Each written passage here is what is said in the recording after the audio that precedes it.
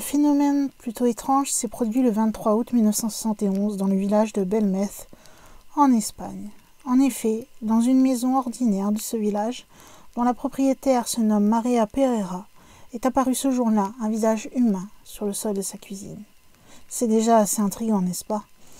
Mais il y a encore plus étonnant, puisque les habitants ont détruit le plancher en question pour faire disparaître le visage. Et ils ont refait un nouveau plancher, bien sûr.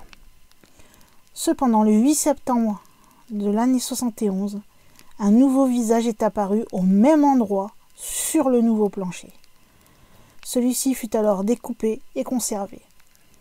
Suite à cette seconde trouvaille aussi impressionnante que la première, des fouilles ont été faites afin de savoir ce qui se trouvait sous la maison et qui pourrait expliquer l'apparition de ces visages. Il s'avéra qu'elle fut construite sur un cimetière datant du XIIIe siècle, dont les dépouilles étaient des personnes qui furent massacrées. La preuve, c'est qu'il y a eu 2 corps exhumés qui furent retrouvés décapités.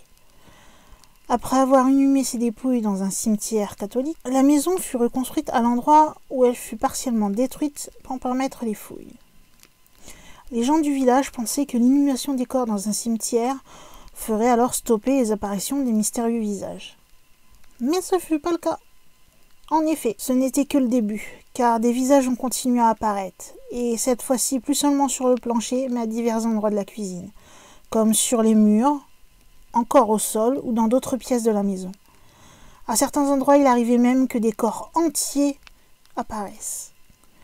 Ce phénomène attira nombre de visiteurs, qui vinrent voir par eux-mêmes ces fameux visages et ces corps.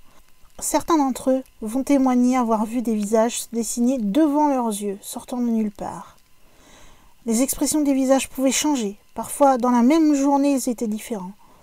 Et il s'est avéré que c'était l'état psychologique de Maria Pereira qui faisait changer leur expression. En effet, lorsque celle-ci était triste, les visages, eux aussi, étaient tristes.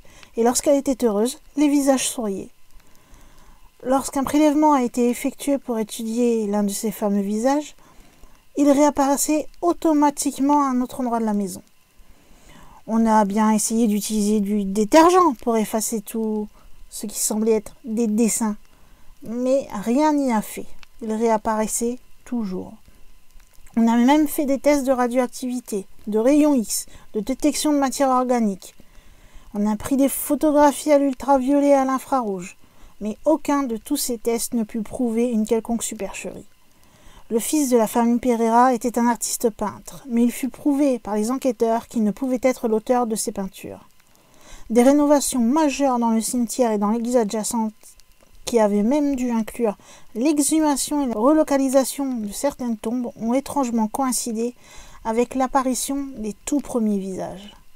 Au jour d'aujourd'hui, les visages continuent d'affluer sur les murs et les sols de cette maison de Belmez, ce qui continue, bien sûr, d'attirer les visiteurs.